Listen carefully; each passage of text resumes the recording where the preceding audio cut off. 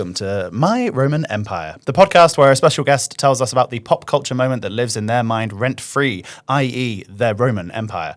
We are your awkward prods, your Roman emperors. My name is Joseph Martin. I'm Linus Karp. And our special guest today is a comedian whose shows Skin Pidgeon and 24-Hour Diner People have been, fair to say, massive successes with sold-out runs at the Edinburgh Fringe and beyond.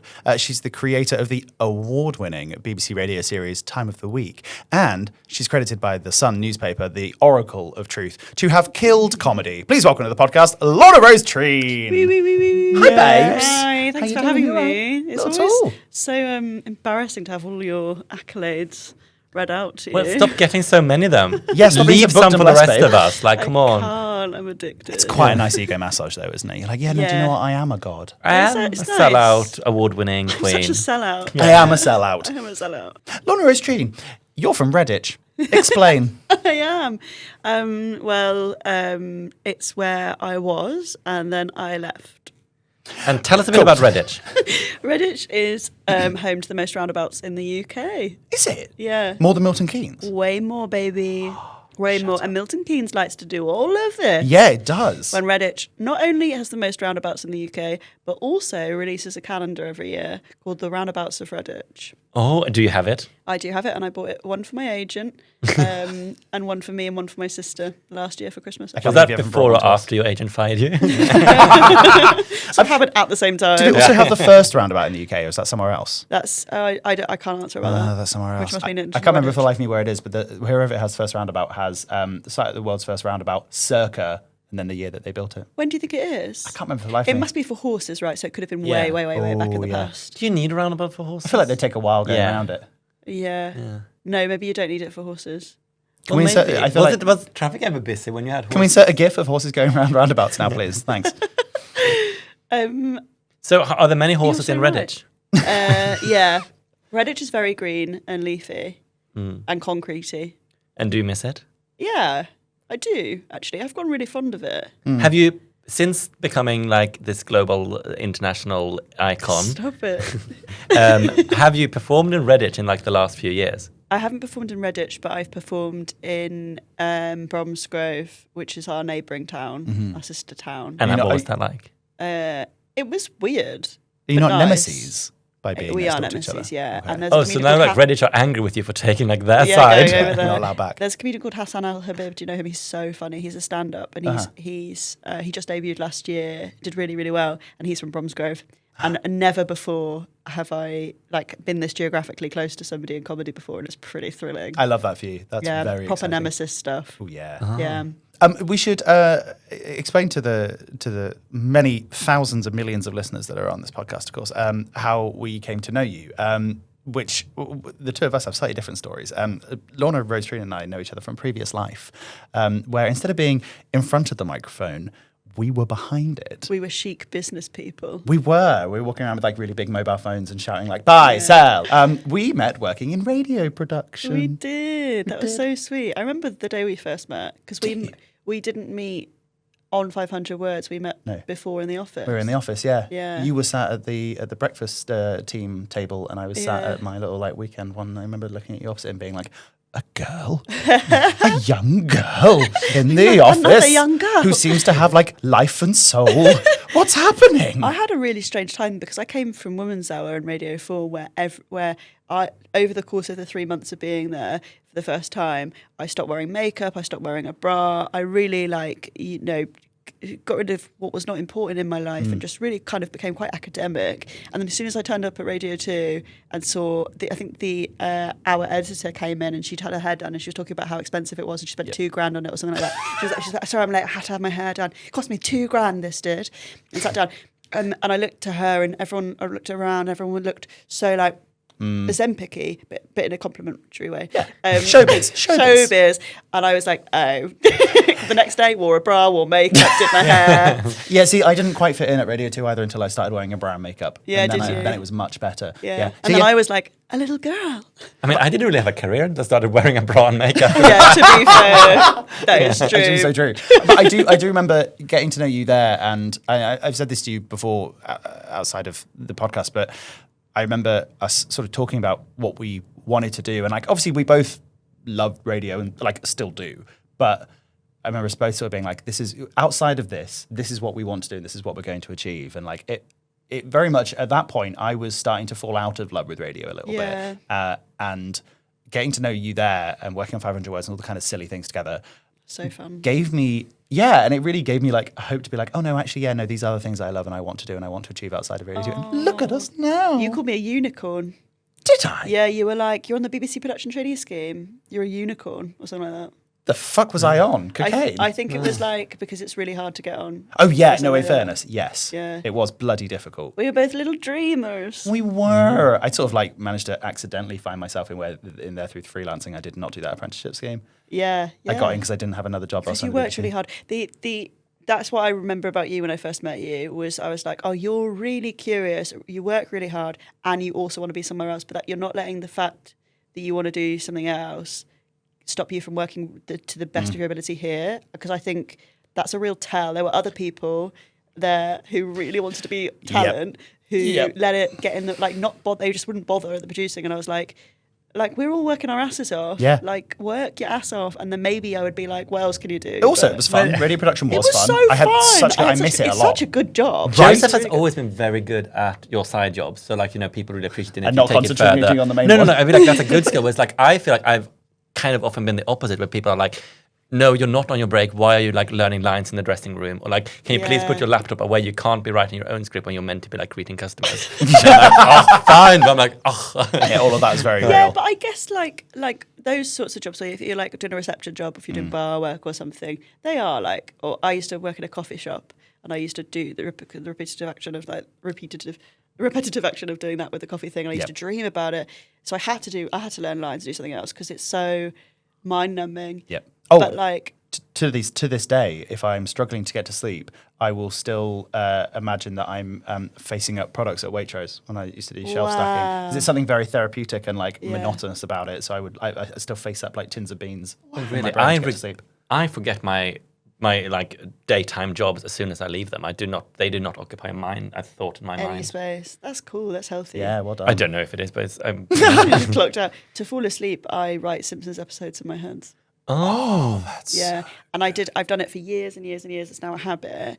But about 2 years ago, I told my friend, and I've been doing it for a long time, and he went, that's someone's job. I was like, why are you doing someone's job to fall asleep? You clocked in for a shift. Yeah, I clocked in for a shift. But I don't think they're very good. They got better. Some of them are really good. Sometimes I'll come up with a joke as I'm falling asleep, and I'll be like... Speaking of that, when did you actually realise you were funny? That you're a funny person and this is something you can do? That's an interesting question.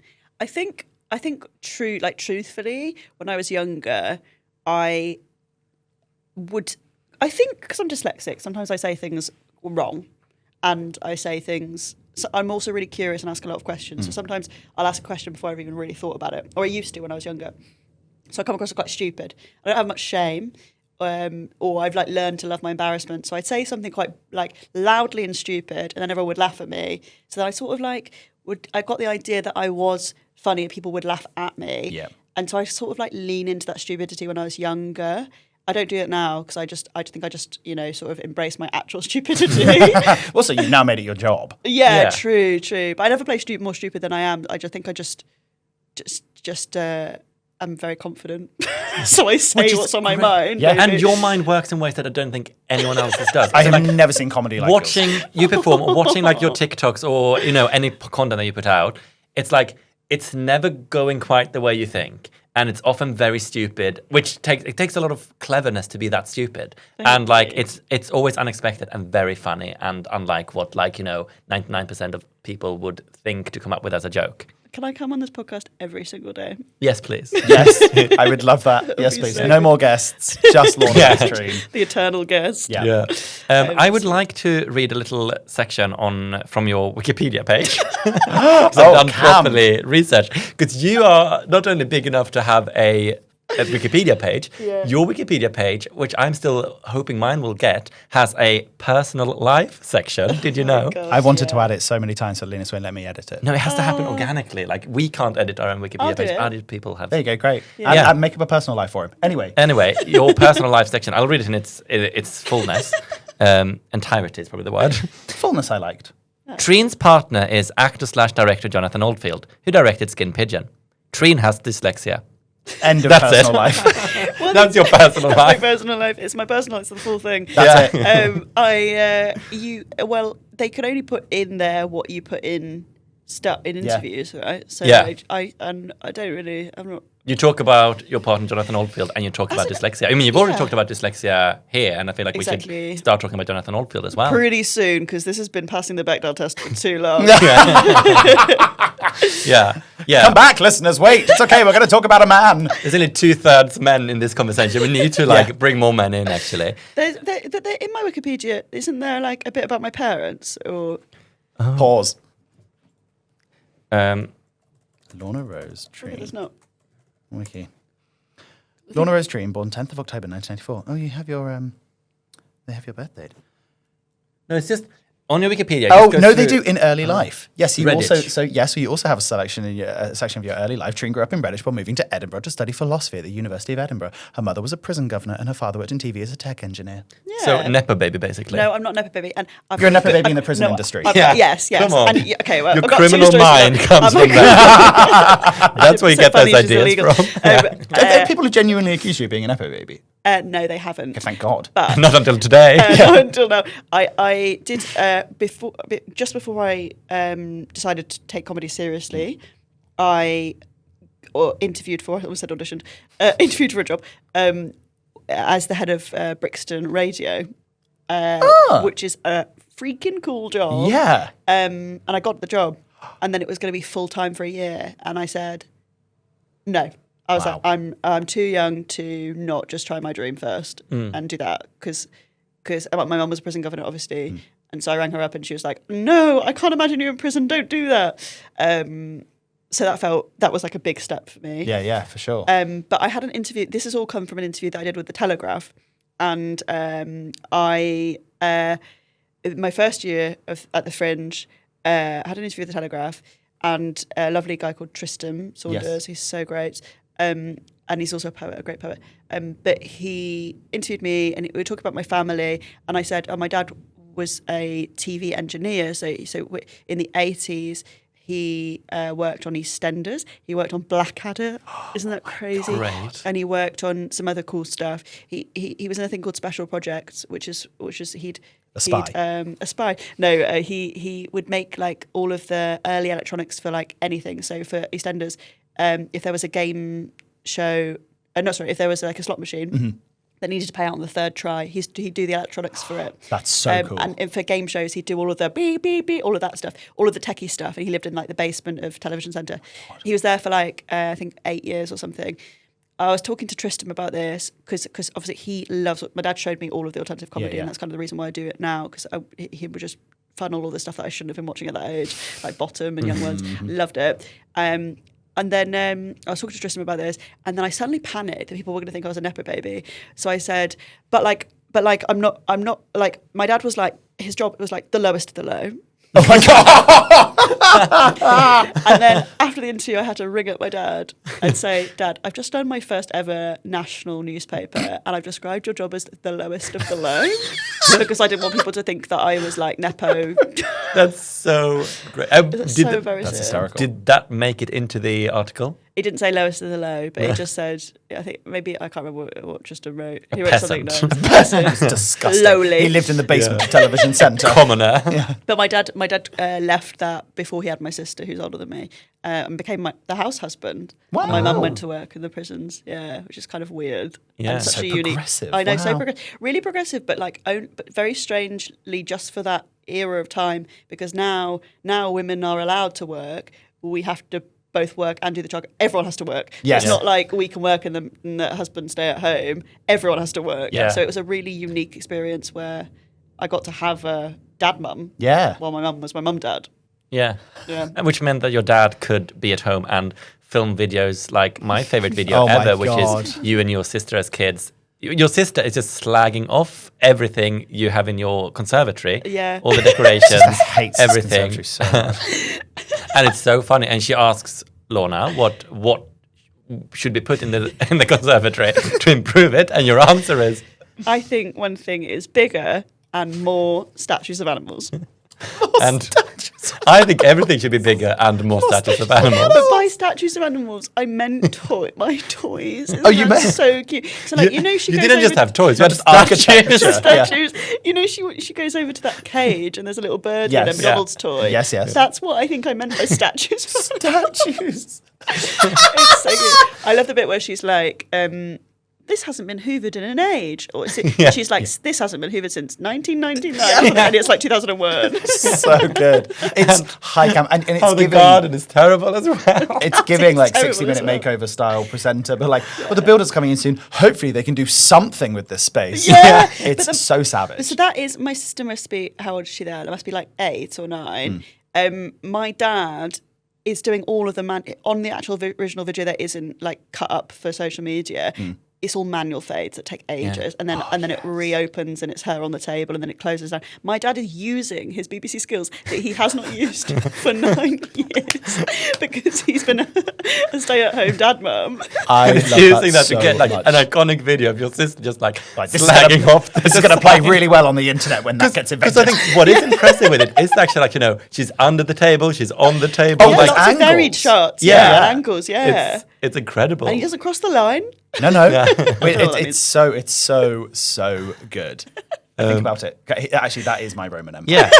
It's statues of so nice. animals.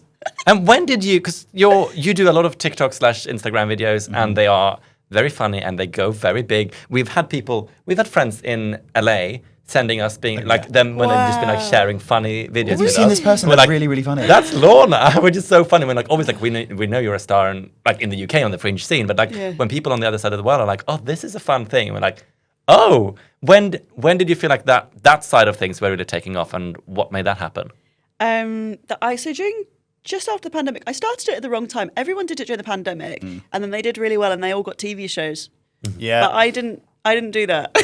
I waited until Us after neither. the pandemic when I went back. I just had no creative. How were you two in the pandemic? I mean, we did Simpsons read-throughs, which was really great. We did Simpsons read-throughs over Zoom. They were really, it actually really gave me so much life. They were so lovely. They were Yeah, we Great. had a lot of fun. I didn't feel particularly. I mean, you wrote. I wrote my Jellicle show during the pandemic. Oh, of course, That was you his did. hyperfixation. I did remember not feel seeing creatively it. inspired at all. Me neither. I tried to Nothing. write my play, and I just kept sending it to people in the hope that their notes would then make me write something, and it didn't. Yeah, I wow. abandoned that eventually. I just put it in a drawer. I so creatively uninspired. Again, I was watching all these people making content and was like, this is incredible, but how the hell are you doing this? Yeah, I was completely uninspired. Found it really, really hard. But then as soon as we got released, then I started. For some reason, I got really into making TikToks, and I like threw so much stuff at the wall, and like loads of it like didn't do very well, but it was really fun. And then I was like sort of learning. I realised that they like it when I'm really deadpan, which is Yeah. really interesting because obviously like I just come from clown school where I was like huge and on stage I'm really big. That would do well, and I started getting to this thing where I would trick people into thinking it was real, and that was really fun. Yeah, So like, they stay with you and then be like, ugh. you were various employees, like working at McDonald's and stuff. Like I remember those were really my fun. God, yes. Yeah.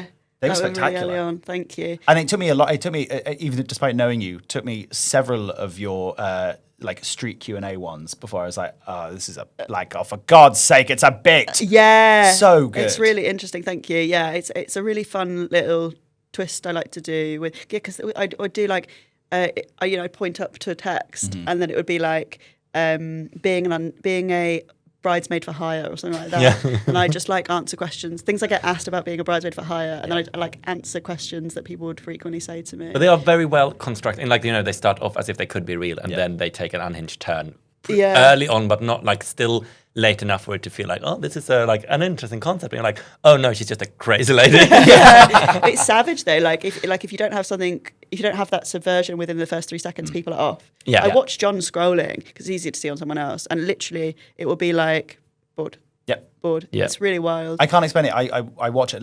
Linus makes the TikToks for Awkward Prods, and he's really, really good at them. And I don't think I am, but I also never watch TikTok. Well, so this is the thing. He doesn't watch TikTok, but he makes them. I consume TikTok constantly, but do not make them. And I do think I don't know how to describe when a TikTok is good, but it grabs me within the first half a second. Otherwise, I scroll, and I just know if it's a good TikTok or not. And it's Yeah. so weird to try and distill that into a way of like, okay, now how do we use that and make stuff people are going to watch, and ultimately like buy tickets for our stuff. And it's a lot of trial and error, and it's a lot of finding out what your style is and how people want to see you, and what your I don't know. It's really interesting. The thing that made me like rocket to like people in the industry knowing who I was was when I dressed up as another princess of ours, Liz Truss, and I did a series of Liz Truss videos.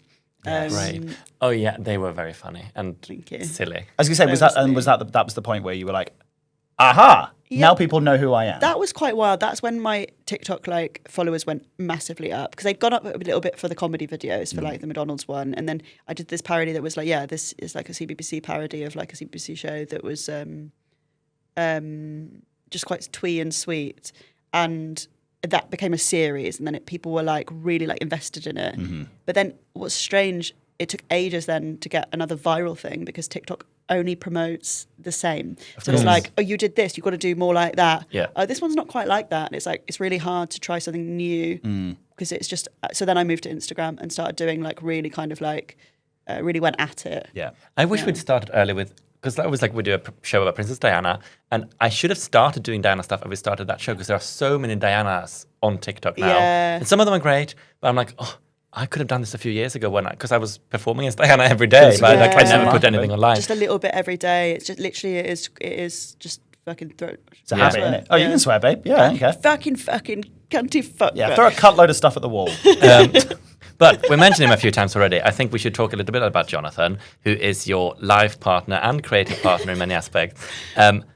What is I it? said it's embarrassing to have a boyfriend. That's what I know, I agree. Well, that's why we got try married, having a so I got husband. Yeah. So something people always ask us is like, oh, how is it like working together? So now we can finally ask someone else that because you've been together a long time. You worked on a lot of projects together. What is it like working together with your partner? We've been together almost 10 years now. Wow. Yeah. How long have you been together? 11. 11. I knew you were. We're beating you. I knew that. Why did I ask? It is good. Well, Great. When's this Exclusive coming out? on a question. No, it's great. I find it really easy. We've spoken about this before, I think. It's like just conducive. We worked together before we started dating as well, which I think it did set like a groundwork, but also like... So your colleagues first. Colleagues first. Always. And then when we make love, we're always on the printer. We're always on the office, Photocopier only, yeah. Party. I think we just speak a really consistent and quick hand language with each other. So he directs all my stuff and I we write together and I do some dramaturgy on his stuff, and I don't call myself a director though because I'm not so good at that. Oh, babe, call yourself a director. No, because I just don't. As soon as someone starts doing something, I'm like, don't say that, say this.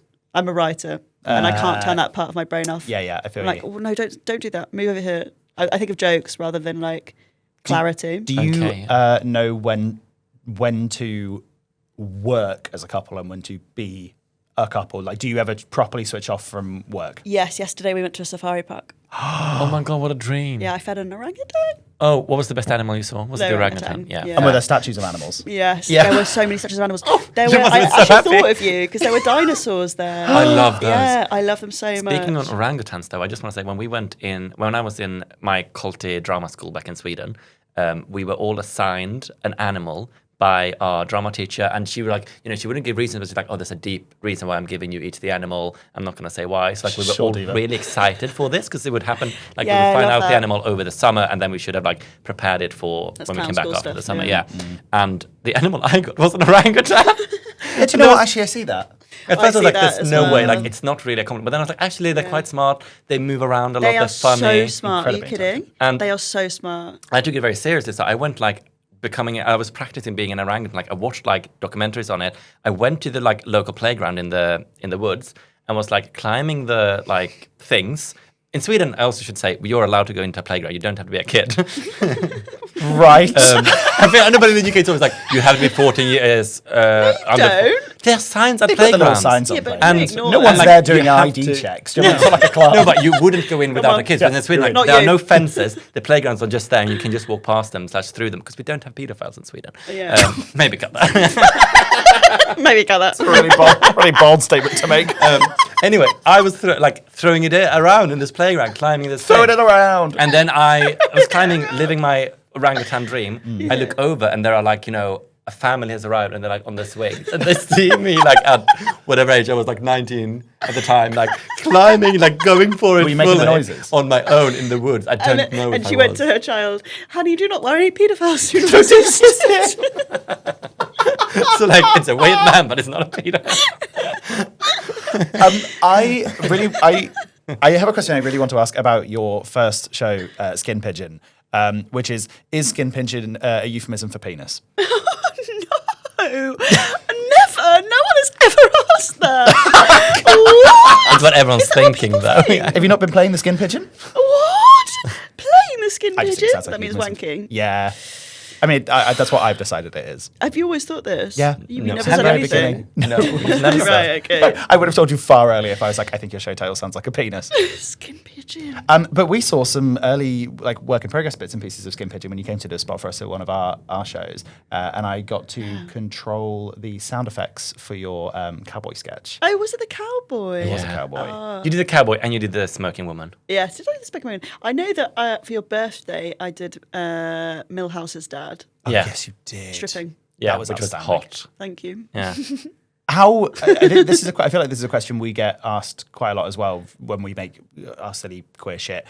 With you making your silly shit, what is your process for creating those sketches? Is it like because I feel like watching them, they are so hysterical and so intelligent but so bizarre. I'm like, there's either an incredibly detailed, long, lengthy process of creating these, or you're like, you wake up at 3 a.m. and you're like, woman who constantly smokes. What, like, how does that? Does it come from that? Yeah, I wish I had a formula because then I would just do it and bottle it, but it's so hard. I was speaking to someone today about how, like, when you're a kid, you think that you just get you do something, you get really good at it, and then it just gets easier from then on. Yeah. It just gets harder, Doesn't it? But you do get upskilled, but it's also like the more you know, the less you know, and the more you realise you don't know, and you're walking down a corridor, and the corridor gets longer and longer and longer, which is the best thing about it and the most curious thing about it, and why I love this career. But I just don't know where it all comes. It's literally like I'll be walking along, and then I'll think, oh, that's interesting. Quite often it starts with something that isn't funny as well, and then I make it funny. What I think is really fascinating as well is sometimes, because I feel like there's a mixture, like we have a lot of intent and things you want to do with a show as well. And usually, like, you know, every line has been tried out a million times. So you find different versions of it till you have the thing you want. But there are also those moments that are just plain stupid. And there's a lot of them in our shows.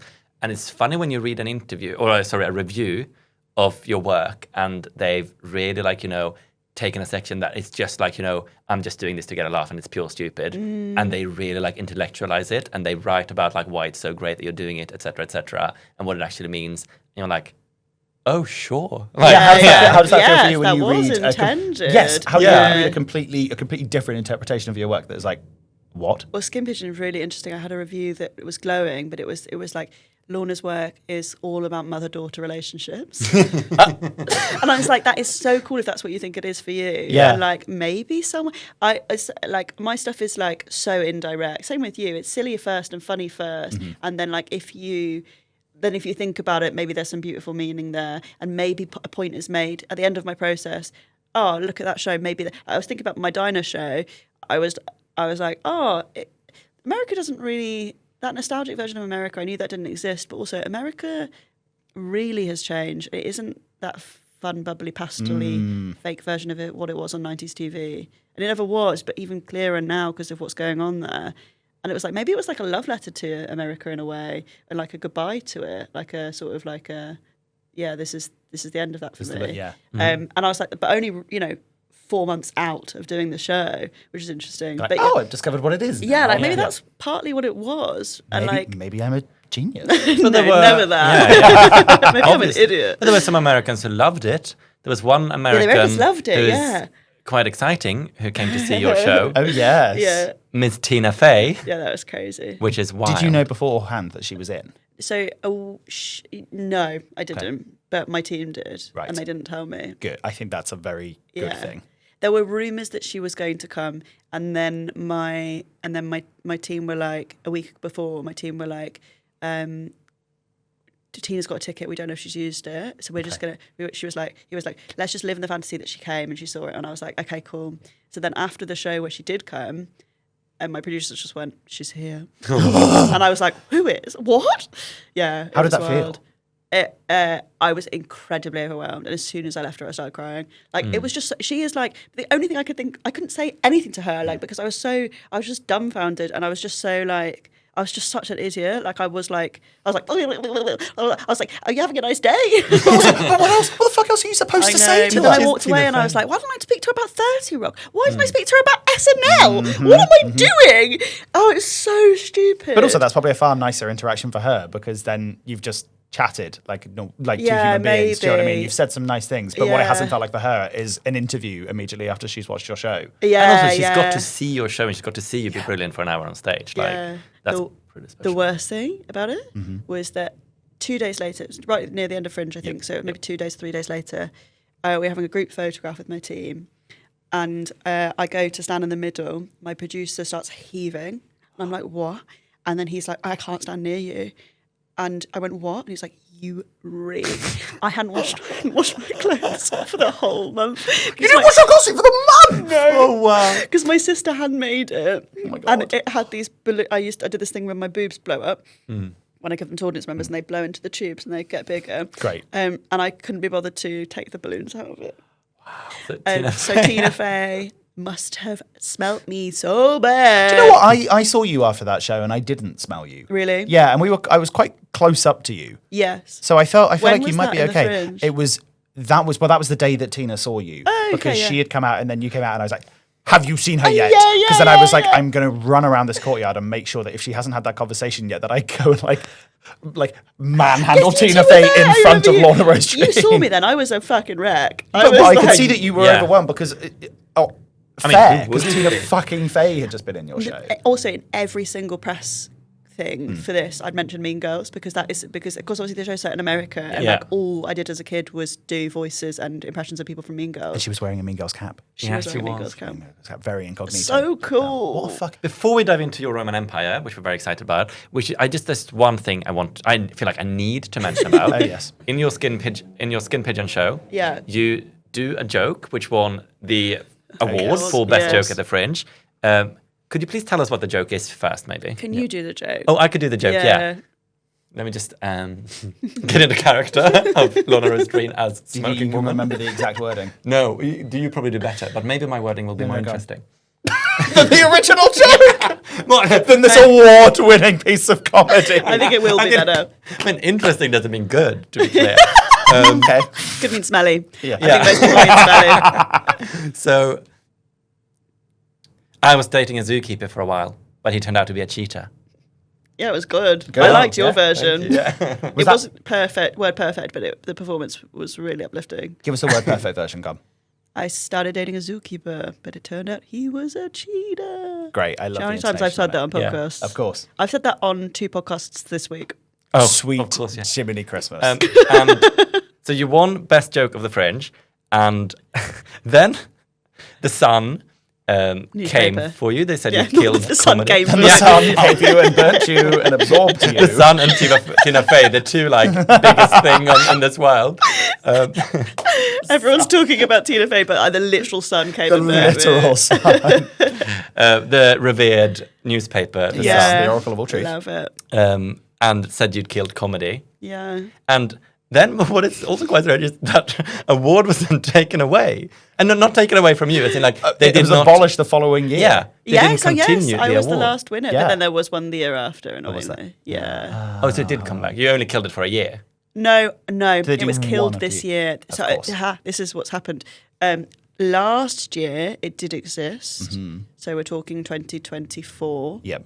I went in 2023, and it was won by a really good joke by a man, obviously, because Obviously. Men are funny. Yeah. yeah. It'd been a woman far too long. 1 year Yeah. in the whole 15 years. The first Zoe Lyons won it originally, Yes.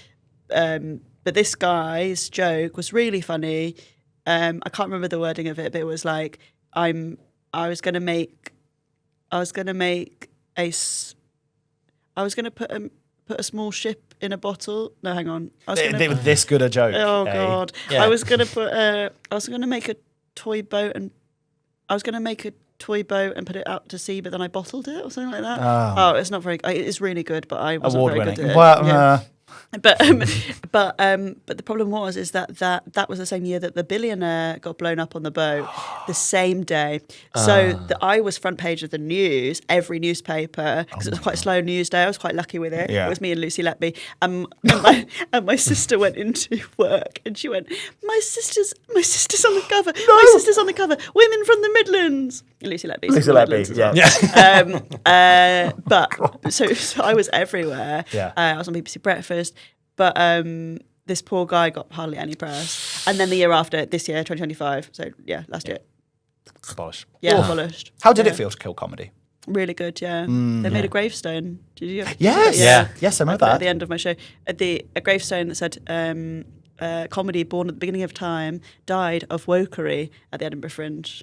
I mean, it's kind of the greatest accolade you get, right? Is a right-wing paper hating you. Yeah. Yeah. But also I'm not a political comedian. Normally No. they hate like people that are like doing Us. like yeah. Oh yeah, the Daily Mail hated us with Diana. Yeah, Yeah, we had, Really I good. think, Yes, I think the yes. Sun has What do they call it? hated us. Repellent. The Daily Mail calls it Repellent repellent trash. trash. Yeah. Repellent trash leads the poster now. And they called us Yeah, that's snowflakes for fantastic. putting in a show warning in one of the content warnings in Diana the Untold Untrue Story is for Camilla Parker Bowles. It's a joke. It's a bit, right? It's fun, but yeah. And also she's scary. Daily What, Mail and they did a had to piece go that was with like, that? oh, it's trigger warning because like snowflake theatre bosses have decided it should be a trigger warning. So But people it's might be just a upset by joke. Camilla. It's literally a joke about trigger warnings. Yeah. It's a true joke. And they called us theatre bosses, which I think is quite Theatre iconic. Boss? That's cute. But speaking of wokery, I think it's time to dive into your Roman Empire. So, What? I don't know. Could you please Wow, tell what a us segue. who you are and what your Roman Empire is? My name is Lorna Rose Treen, and my Roman Empire is the IKEA Monkey from 2012. What a moment. What a monkey. This is the definition of this podcast.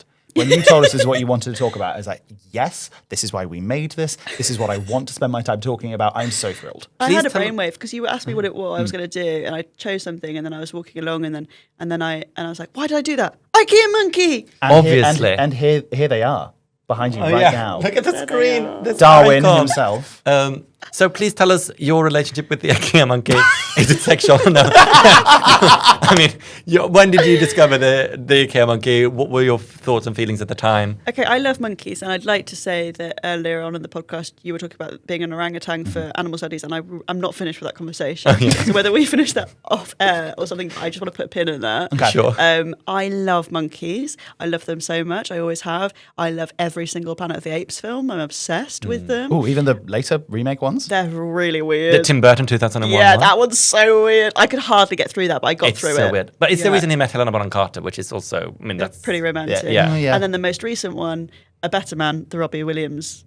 Oh, story. which I still have not seen. Really? You both would love it. I really need It's to so watch queer. it. Yeah, yeah. For a non-queer story, it's so queer. Robbie Williams is pretty queer for a non-queer man. Like, Yeah, and I- he's a monkey in I it. unironically love Robbie Williams. Yeah, me too. So brilliant. What a hero. Yeah. He comes So- across as interesting. It's very not interesting. surprised. I love monkeys. Yep. So then in particularly orangutans, but in 2012, this popped up. I think probably it was one of the first things on Twitter that I saw. Yeah. It was 2012, so I would have been in like reception. And I remember being on Twitter and being like, oh, like that's so funny. And I remember it being like a collective. It was like a meme. Yeah. Yeah. And then everyone was like, losing their minds. And that was the year of the Olympics. And that was the year, that was a good year. That was a really Strong good, year for strong, online. strong IKEA year. monkey and the Olympics And the the same year. What more could And you the possibly moment want? when Darwin the IKEA monkey got to light the Olympic torch. Yeah, that was unbelievable. And then his coat set on fire. Yeah. Oh, bless him. I just loved it. It was just a really sweet, innocent moment where everyone went mad and was saying things like, like it was before, I can't even say it without putting on 2025 language, but it was the equivalent of being like, yes, get it, slay. Yeah. But it was none of that because it was pre that. No, there was unironic love. It was for- unironic. Like Drag Race had not hit the UK, so we didn't have straight white women that were into gay culture at that point. People were just like, head over heels for him. He's so I feel like we cute. should give context for listeners who are not familiar with Darwin's story. So Darwin, I mean, do you know Darwin's story? Do you know the backstory He to was this? in a cage in someone's car, I think. Yes. And then he escaped. So he's and in, then somebody photographed him in the window of an IKEA in Canada. Indeed, Canada. yeah. Yes, so he's a Japanese macaque. it all took place in Ontario. His name is Darwin, and he was about 6 or 7 months at the time of the IKEA incident. There was this woman called Yasmin Nakuda who owned him. She had bought him from seemingly quite a seedy. I mean, if you sell exotic animals, you're probably quite seedy anyway. Yeah, it's not And Darwin she was taking him around when she was shopping, when she was going places. He came to work with him. He was dressed in what was described as a too small coat and a diaper that the home, or not home, but the farm he eventually went to had to actually cut off from him. Yeah, it was very smelly, apparently. Yeah. So she had tried to return him to the person who had sold him, and Darwin then had grabbed onto her and would not let go. She wanted to return him because he was screaming a lot, and Darwin was also biting her husband. Valid. End men. Same. Bite your husband. But then after the IKEA incident, when he had escaped from the car, being photographed, gone viral, he was then taken by the authorities and placed in care of the Storybook Farm Sanctuary, which is in Ontario, Canada. Because it was illegal in this part of Canada, this part of Ontario, to actually own an exotic animal like this. As it should own a be. monkey. Yes. Exactly. She, however, sued them the following year in 2013. There was a lawsuit. She said that it should be her monkey. They've taken it and they made her sign a thing without her actual consent, just because she was like threatened and scared at the time. And they fined her originally, how much was it? They fined her about the equivalent of 150 UK pounds, I remember. I think it was like, 300 Canadian dollars or something. That's nothing. In the lawsuit, she was then forced to pay 83,000 Canadian dollars. Whoa. So a lot of money. And still wasn't allowed him back. And she still wasn't allowed him back. However, the woman, then moved to a different part of, I still think it was Ontario, but different part of Canada, because the laws are different depending on what region you're in, where she is allowed to have exotic pets. And she now has 2 monkeys, which she probably should not have. It's just not right. No, it They're isn't, is it? so clever, and they really understand a lot. Like at the safari park yesterday, they've got these 2 orangutans who they've rescued from. They were in Sweden. Oh. I think they were in. Did you know them? Maybe. And know. did you study them? And they were basically like with loads of other male ones, and they'd all grown up, so they had to separate them because you can't leave the males together if there's women present. And they took the 2 brothers and put them in this one down in Kent, and they're rehabilitating them basically, and then I think they're going to try and breed them because there's like 15,000 left in the world. Oh, wow. And they are so clever. Like you can literally be like this. She points and then for you, reference. And point. Oh yeah, I forgot it was a podcast. Audio. Like you'd be like Joe, and then they would pick up the cup and pass the cup. Like Wow. they know what you want. If you were just like that, and then they'd go get the pillow for you. Like they are so clear because they know that you're like looking after them, and it's so mad. Like the idea that somebody has kept that and put a coat on it is so funny. It's so dehumanizing. Yeah, isn't it? It's so dehumanizing for a thing that isn't a human, but it's so weird. But there is something about it, like the picture itself, out of the context, is objectively hysterical, and it doesn't feel like a real image. One of the newspapers was like saying that the IKEA monkey was stylish but illegal. I saw that. I love Which is that. such a great quote. And quite Stylish relatable a but lot of the illegal, time. yeah. Like, I feel like I'm stylish but illegal. If there was stylish ever a but photo illegal. that was a meme, like you don't even think, and I think that's kind of one of the reasons why I think this photo of Darwin was so successful, like on the internet, was because it works devoid of context, right? Yeah. Like it is a piece of art. This Monkey in a photo of this coat monkey in a in a front coat sitting window. in a window, like very pixelated picture. That it's impossible to describe it other than it is a meme. I have to say, I could see Linus in a coat in the front of an IKEA and be like, Next show, "I have Linus. an Maybe I outfit." should play the Next IKEA show, monkey. you did animal studies. You were an orangutan. I feel like a Japanese macaque is not that far out of your range as an orangutan. Oh, you know? please let me be stylish but illegal. But would you like to? So Darwin, is now 13 years old because he was very young when this all happened. About 6 months old, yeah. And macaque monkeys actually their lifespan is about 30 years, so he's still got plenty of life left. Good, yeah. And he's seemingly very happy at the farm. Would you like an actual update from how he's doing? Yes, In please. preparation for this podcast, yesterday I called the Storybook Farm Sanctuary in Canada.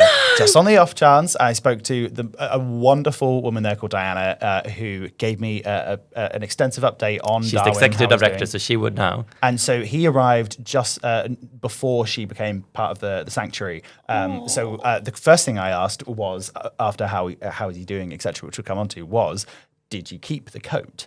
Oh. And she said, no one really knows what happened to the coat. Because it was too small for him, and they got rid of it as quickly as possible. So Yeah. they didn't keep it as a thing because this Probably sanctuary. quite smelly, wasn't well, it? exactly. Yeah. It's also like your Edinburgh outfit, probably. cut it off and throw it away. And Hey, burn it. hard relate. Yeah. So the sanctuary isn't open. It's only open to the public about 7 days a year. They don't open very often, so it's not like a come and see Darwin. Like he's allowed to like live in peace with his own Yeah. type. He is getting on incredibly well. He has a couple of different families that live either side of him. He's very shy, apparently. So the days He's the that- shyest of all the monkeys. So when there are human days, as in like when the public, when there are human human days, days where the public can come in. he tends to like they don't always see him because he tends to be Yeah. like quite shy. Because he had his 15 minutes of fame. Well, He was exactly. a child star. It's kind of like Greta Garbo. Like Yeah. she did her big moments and then retired. Like, I'm done. No one saw her again. Yeah, yeah. And like it's very much that. But he's loving his life. He has several different friends. According to the website, he has a friend called Maximus. One of This is his his best friend. But Diane on the really gets on with Chiquita, who is Chiquita. a lady monkey. who was only she was in she was basically in capture for like 12 years of her life and has only quite recently been like freed on this farm. But they get along a lot as well. Has he got His favorite. kids? No kids. So they haven't done any sort of mating or anything. Yeah. His favorite thing to do is swinging. Which hard Same, relate. yeah. Apparently, they set up like fireman's hose for him, and then he will swing from one side to the other and get faster and faster and go up higher and higher and higher. And that's his favorite. He spends most of his day just swinging That's better around. than nappy, isn't it? Oh, What a right? way Yeah. better life. Like, And- what a nice like outcome for him having had this like as far as I can tell pretty miserable existence. yeah. And they don't know his exact date of birth, but they have decided that his birthday was in June, most likely. So on his birthday, quote unquote, they posted a video of him on the Storybook Farm Facebook Facebook. page, where you can page. see him swing. So if you do need to keep up with this with Darwin, Yeah. go on to their Facebook page, see him swing, see him be happy. And then you see, I mean, both sides of him, both him as this, like, you know, Listeners, illegal but stylish monkey, and now also this free and happy monkey. We will put a link to their Facebook page in the show notes and a link to how you can find out more about Will you the send it Storybook to me Farm as well? Sanctuary. Yes, of course we'll send it to you. I Babe. used to watch it immediately after this. And I just want to give a huge shout out to Diana, who let me call completely out of the blue, cold call, and ask about a very specific monkey who was once in an IKEA, and she was wonderful and so generous at the time and gave a very extensive update on how he's doing. Did she ask any questions about why? I did explain what we were doing, and I said we Yeah. were talking to Lorna Rose Treen, the world-renowned. She was a comedian. big fan. She put down the phone. Yeah. I love her Vox Pop. Didn't she work at McDonald's? But yes, so we did explain what we were doing, and she was very, very generous with her time and very, really, really lovely to speak to you. So thanks, Diana. We That's so appreciate cute. you. I'm But glad that wanted Darwin's to find still out. alive. Yeah, right. Yeah. Yeah, because I follow a lot. I've realised I follow loads of like dogs on Instagram. Yeah. And when my actual dog died, that was hard. And I realised the other day that all these dogs that I follow on Instagram are one day going to die, and I'm going to have to deal with all of that grief. I've already had that a few times on TikTok with birds that I follow or dogs actually, that have then Say passed women, away. not birds. I will follow these women are gonna birds on die. TikTok. Oh God, that's so awful.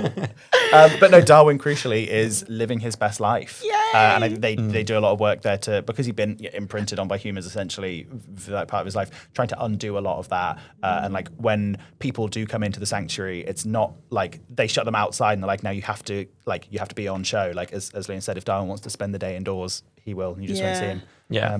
And he's a And I mean, living you his can best life. follow his life. He's only 13 of like a 30-year lifespan. Yeah. So like, hopefully, he's got many Good, good years good left. like So- 17 years minimum. Yeah. A lot So of follow playing him for and another swinging 15 or so, and then switch off, so you don't have to deal with it. Yeah, Maybe then we I should can get him as a guest. Oh my god. I imagine yeah. his Roman Empire is you. Yeah. Oh no, he doesn't know who I We'll be am. here. So why do Yeah, you? like, yeah. Or fashion. Why Yeah, do you? Why do you? Oh my God! He needs to release his own clothing line. I don't think. Surely. But, yeah. What do you feel like? What in your personality relates most to Darwin's personality? Do you think? I like how tiny he is in such a big coat. I think, like he looks very philosophical in that, especially in that photograph. And you have a degree in philosophy. And I have a degree in philosophy. The way I'm an optimistic nihilist, and that's what drives everything I do. We're all going to die, so why not put on a massive coat and stand in the front of IKEA? You know what I mean? I'm sure that's what I thought. Not that it was a free choice, but the way. Well, he didn't have to serve so much cunt. That was his Yeah, choice. Yeah. yes, he is serving cunt, and that's before the phrase "serving cunt" was Exactly. invented. Yeah. He coined it. Yeah. He coined it with this look. I just love how existential he looks. Yeah. I think it's so beautiful, and I feel like that whenever it's cold in the winter. Ooh, yeah. I feel like I'm just staring outside of an IKEA window. That feels very good. The very Lorna Rose Treen version of, I think most people's equivalent would be like, you know, sitting on the bus or the train and leaning their head against the window and looking out onto the rainy world. But like yours is being Darwin and being in a really big coat in the window of an massive IKEA. coat in the window of an IKEA. I feel like that's where your best ideas come from. Thank you. I also think it's very sweet that like he looks lost, but he also like does look like he's run away from someone. Yeah. And it's very like the big coat is very like Anastasia. Like it's very like It's giving child who's run away for the circus. It's standing on the edge of Yes. the street where they've grown up and being like, what now? Stays what like the now? missing princess. Like he's not capable of this world because he only knows like a princess world. Yeah, Once Upon a December. Yeah. Yeah.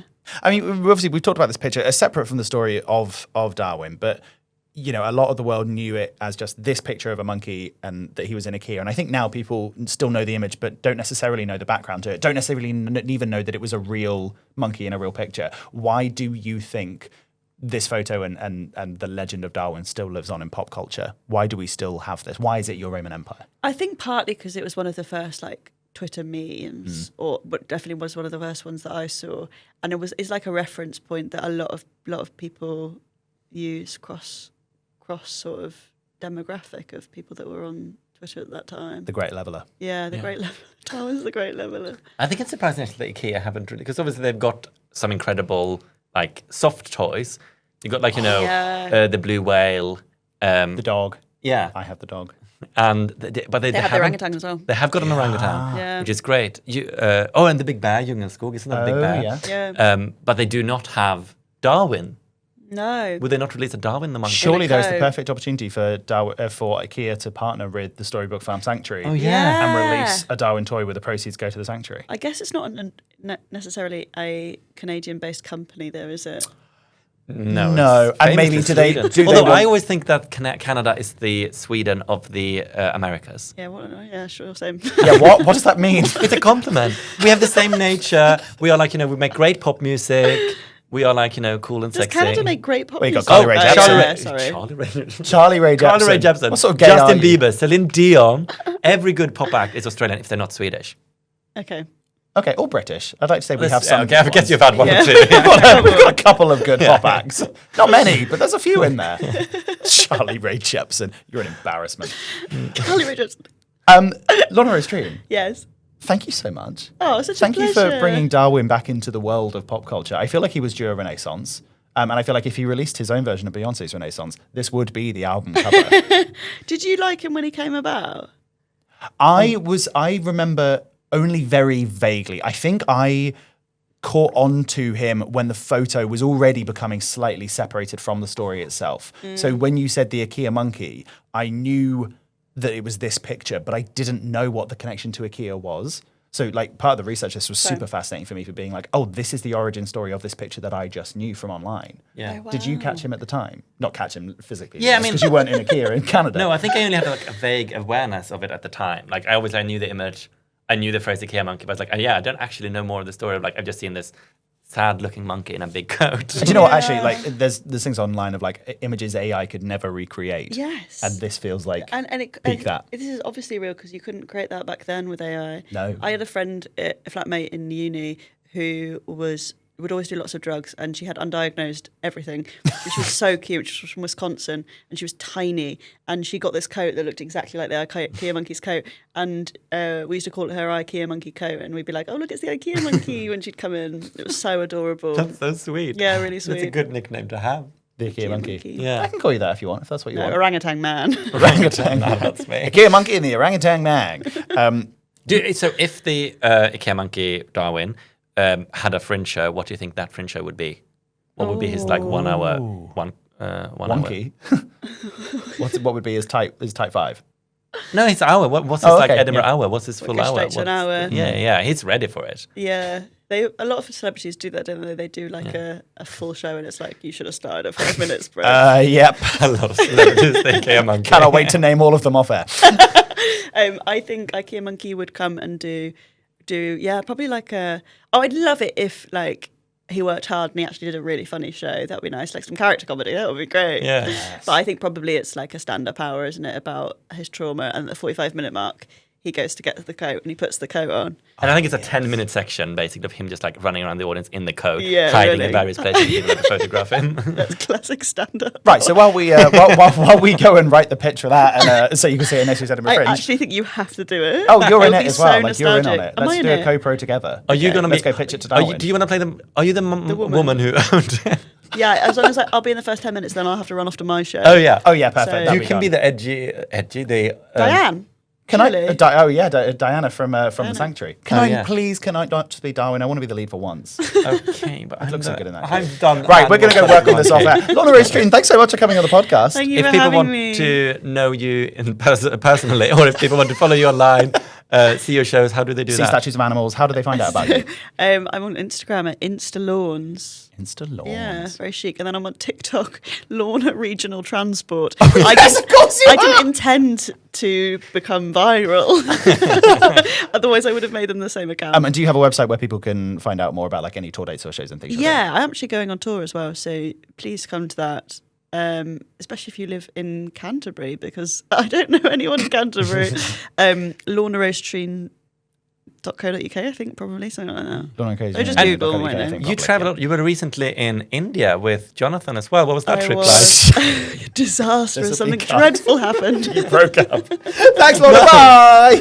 Thank you. Bye.